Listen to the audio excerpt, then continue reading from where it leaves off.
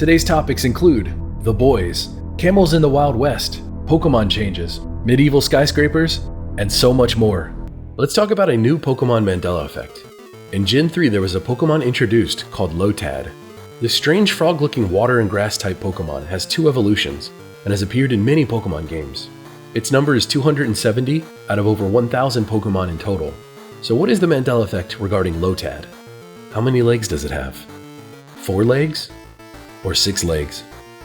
If you're like so many others online, you more than likely believe Lotad has 4 legs. It starts with 4 legs, evolves to stand up on 2 legs, and then evolves again to continue standing up on 2 legs, but this time with a sombrero, for some reason. This is now incorrect, and apparently has always been incorrect. Lotad has 6 legs, and then evolves to have 2. When I first heard of this, I thought, no way. So I jumped on Pokemon Go and spun its little character model around, and sure enough, 6 legs. How have I never noticed this before? How weird is this? What I don't understand is why does it have 6 legs? It's so random. Next I went online to see what others thought, and sure enough, hundreds and hundreds of comments of people being completely shocked Lotad has 6 legs. Get this, I even found a Pokemon fanfiction story on some random website from years ago that happened to mention Lotad in its story and how it had 6 legs. It had a single comment underneath it from 5 years ago saying, Lotad only has 4 legs. Let's talk about the extremely popular Amazon series based on a comic book called The Boys. Put simply, imagine if superheroes were real and existed in our world. Think about how commercialized, corrupt, and terrifying that would be. People with superpowers doing whatever they wanted, it's a recipe for disaster, but it makes for a fantastically entertaining show. The Boys themselves are a series of regular people trying to take down these awful superheroes from the shadows. When you think about groups like the Avengers or the Justice League, in this universe, the Boys universe, it's called the Seven. There's a Batman knockoff, an Aquaman knockoff, a Wonder Woman knockoff, you get the point. I explain all this to set up today's Mandela effect, which has to do with the Seven's version of Superman, Homelander. Homelander is if Superman was draped in an American flag, but born in a lab and deeply violent, angry, and mentally ill. He had a handler named Madeline Stillwell. She was just a human, but was very powerful because she knew how to control these supes. What they liked, what they didn't like, what they were afraid of, and yes, what they were into. The relationship between her and Homelander was very questionable, to say the least. Where she would, how do I put this? Breastfeed Homelander. Yeah, a full-grown man. This was an ongoing thing across multiple seasons, where Homelander's obvious Oedipus complex and mommy issues were on full display. If you've watched the show, you know how crazy it gets. But what if I was to tell you that Homelander was never actually breastfed? Not once in the show. Not a single time in all of the seasons of The Boys. You'd probably say I'm lying or making this up, but as it goes now, this is actually the case. In the scenes where so many people seem to remember this happening, Madeline Stillwell is actually feeding him milk off of her fingers. Past a certain point in the story, in later seasons, he's drinking milk from a milk bottle or getting milk from a literal cow. But as for the breastfeeding, it never happened. Not once. Now this has led to crazy speculation and confusion online. Was it edited out? The answer is no. People have gone back and checked pirated streams of those first episodes right when they came out, and guess what? There's no changes to the content in those episodes. This reminds me of the Stranger Things Mandela effect, where scenes just disappeared. No one knows what happened to them. Link to that in the description if you want to check that out. So besides the memories of the many people online who remember, what evidence is there that these scenes actually existed? Let's take a look. First off, there are tons of comments from all over the internet of people remembering these scenes. To them, it happened. Apparently, we all misremembered these scenes. Next up is a website that I found, which calls it a breastfeeding scene 4 times in the article. I guess the writer of that article misremembered as well. Then you have another website that talks about the 5 creepiest scenes of Homelander drinking milk, and guess what came in at number 1? The scenes that don't exist now. The final one on their list mentions that you don't actually see any milk in this scene, because it's a breastfeeding scene. Huh. I find that pretty weird considering that's what so many people remember, but that isn't actually what happened in that episode. That never happened. What's even crazier is that this article used an image which shows the exact opposite of the text underneath it. Nothing is exposed, it's just Madeline Stillwell with milk on her fingers. It's amazing to me that so many people got this wrong apparently, including a top 10 list with descriptions and images of the episode showing the exact opposite. It's really weird. So what do you remember? Update. I can't believe this. I researched, wrote, recorded, and edited this entire boys segment, ready to put it out there, and then this happened. Season 4, Episode 6 of The Boys released, and in it, Homelander finally does what he's never done before. He was breastfed. What unbelievable timing. I'm so glad I didn't put this video out before that came out. So here's the details. Homelander was just breastfed by a new character this season called Firecracker. You can't make this stuff up. I was literally about to release this video, and then this happens. So it turns out that the Mandela effect that Homelander was never breastfed was true, up until this episode was released. And to be fair, what the Mandela effect was that Madeline Stillwell was the one who breastfed Homelander at some point, and that still never happened. But now someone else jumped in and made it a reality for our insane Superman knockoff. The Mandela effect is truly amazing. I mean, what a crazy twist. What are the odds? Continuing with our unintentional recent tradition of pointing out Mandela effects from the UK, today we're looking at the Blue Riband candy bar, or at least that's what so many people seem to believe it's called. This brand started back in 1936 and was acquired by Nestle in 1988. Recently though, after 80 years of it being on store shelves, only now have some people started to realize it wasn't actually called Blue Riband, it's actually called Blue Riband, R-I-B-A-N-D. Looking deeper into this Mandela effect, I found countless others online who remember this brand being Ribbon instead of Riband. Not only that, I found multiple articles talking about this supposed change. Going back further, I even found a TV show talking about reactions to Blue Ribbon actually being called Blue Riband. Check this out. Social media was set alight by people baffled and upset that a biscuit they'd always thought was called Blue Ribbon. Yeah. Is it und, isn't it? It's the dut on the end, isn't it? Yeah, it's called Blue Riband. Yeah. Yeah. Why did people think it was called Blue Ribbon? I have no idea, because it's been called that since 1936. Consumers were so deeply traumatized. You saw people crying in the streets. Yeah. They went online to vent their horror. Yeah, of course they did. Becca wrote, "I've been lied to all my life." And Terry agreed with Riband. That'll take some explaining.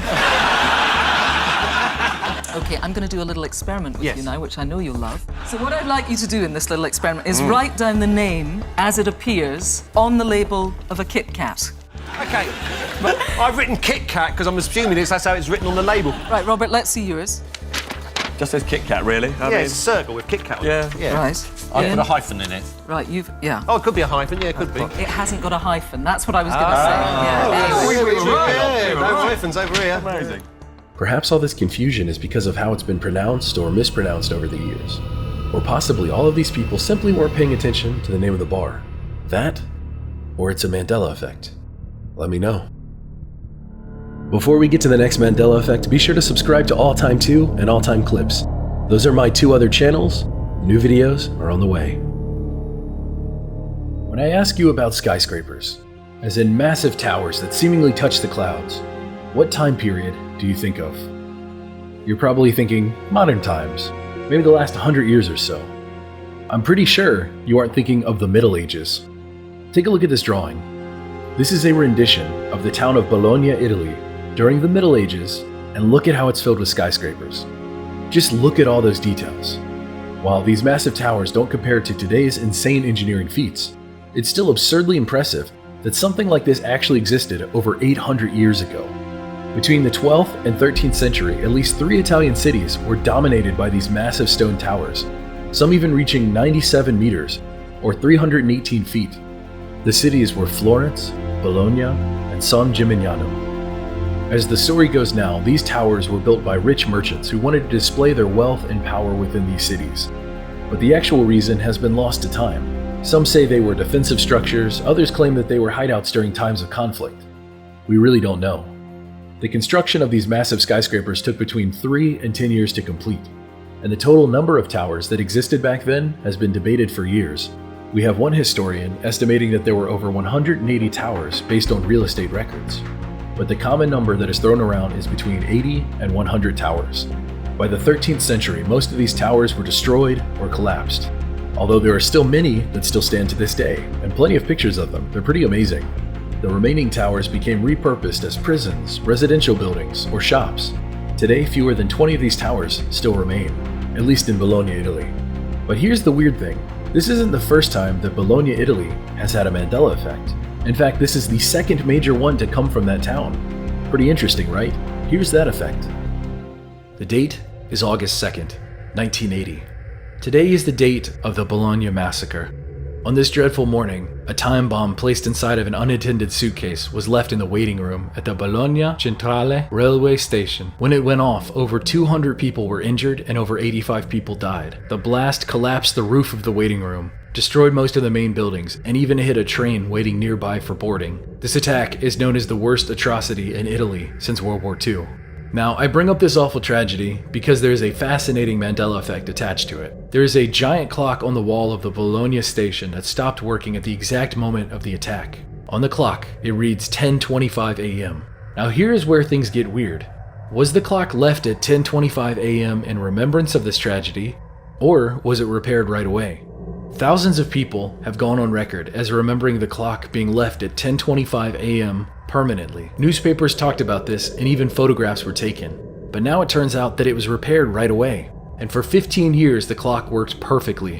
In 1995, when it finally broke again, the clock was permanently set to 10:25 a.m. in remembrance of what had happened prior. So here's where things get weirder. An unbelievable number of people remember this clock being stopped all of those 15 years. So many, in fact, that scientific investigations were done to get to the bottom of this massive case of misremembering. This is one of the earliest modern examples of the Mandela effect. So early, in fact, that the term Mandela effect had not yet even been coined. The study showed that 92% of participants believed the clock had been broken the whole time. Not as in fixed right away, left on for 15 years, then stopped, but actually broken since 1980. 92%. Now, another 79% of participants claim to have personally seen the clock set to 10:25 a.m. And get this, that's 79%? That includes all 21 railway employees. An utterly staggering statistic. Now you're up to date on Bologna's two big Mandela effects. Oftentimes, where there's one Mandela effect about a certain place or topic, more are likely to follow. So going forward, keep your eyes on Bologna, Italy. I'm sure something else is going to pop up, and it usually doesn't take that long. Here is a series of classic Mandela effects I've never talked about before, but recently I've been asked to look into it, so here we go. Let's talk about the A-Team. The A-Team was a popular TV show that ran from 1983 to 1987. This TV series is no stranger to the Mandela effect. Having not only multiple effects of its own, it's also been referenced in other unrelated Mandela effects in recent media, such as the Skechers commercial starring Mr. T talking about how Skechers doesn't have a T in its name. The first A-Team Mandela effect is in regards to one of the four main characters. Many people remember this character as Mad Dog Murdoch, but in actuality, it's Howling Mad Murdoch, and apparently, it always has been. Does that sound right to you? Both of those names have the word mad in them, but Howling and Dog, they're pretty different. Next up is the color of the 1983 GMC Vandura van the A-Team drove. If you know the show, you can probably visualize the colors in your mind. Many people remember it as an all-black van with a red line going across it. Does that sound about right to you? Well, it shouldn't. As of now, the bottom part is black, the red line is still there, but the top part of the van is gray. This Mandela effect has troubled so many. Next up is the famous line from Mr. T, "I pity the fool." A lot of people seem to remember BA saying this line in the A-Team, but that is actually not the case. Out of the 98 episodes of the A-Team, Mr. T never actually said that phrase. It was said in a lot of other things, such as interviews and in commercials, but it was never said in the A-Team. I don't know if that's memories getting crossed here and there, or if that's an actual legitimate Mandela effect, but as always, I throw these out there so that you can decide. Regardless, it's interesting to say the least. When you think of the American Wild West, what do you see? Cowboys, shootouts, horses, maybe some cacti, maybe a few saloons. I'm sure you can name plenty more. But what about camels? Do you think of camels when you think of the American Wild West? You know how much I love to talk about history seemingly changing on this channel, and today is no different. Did you know we had camels roaming the Wild West in America across the states of Texas, Arizona, California, as well as some in Alabama and Mississippi? Sure, why not? These camels were initially introduced into the American Southwest in 1865, when the US Army decided that camels would fare better than horses in desert-like conditions. It would take 5 days to do a loaded trip with a mule, but only 2 days with a camel. Also, 6 camels could do the work of 12 horses in 42 hours less time. There's also the fact that camels could travel carrying heavy loads in terrain that was too tough for wagons to get through. There were even multiple times that the camels found water when everyone else was dying of dehydration. They simply knew where to look. All this made it seem like a pretty great idea, and camels were imported multiple times over the years into the United States. But there were problems. First of all, they had a horrible body odor. It was written to be incredibly offensive to the nose and even scared away horses, meaning they couldn't keep the camels in the same stable as horses, they required their own. The odor was so bad that on some Nevada routes they were even banned from traveling. Secondly, the camels had a nasty disposition and would spit cud when upset. Yet despite all of this, they mostly worked out. So the years passed, the railroads were built, and the camels kept changing hands. The mission they were needed for finished, and it was time to move on. Some escaped, some were freed, some went to California, some went to Mexico, and some somehow ended up in Canada. No, I'm not joking, look. And most bizarrely, in the hands of Confederate troops during the Civil War. Sure, why not? Take a look at this picture. Tell me that this was a real thing that actually happened. I swear our timeline keeps getting weirder and weirder. There was even a gravestone for one beloved Confederate camel. The most horrifying detail about these camels were the feral ones that escaped and terrorized random ranches in towns in the American Southwest.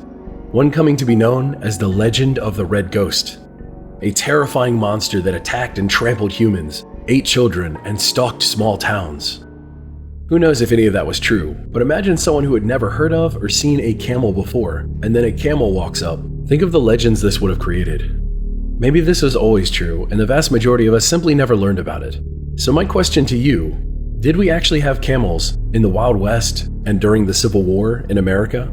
It's more likely just some bizarre and mostly unknown history, but these days, I don't know what to believe anymore.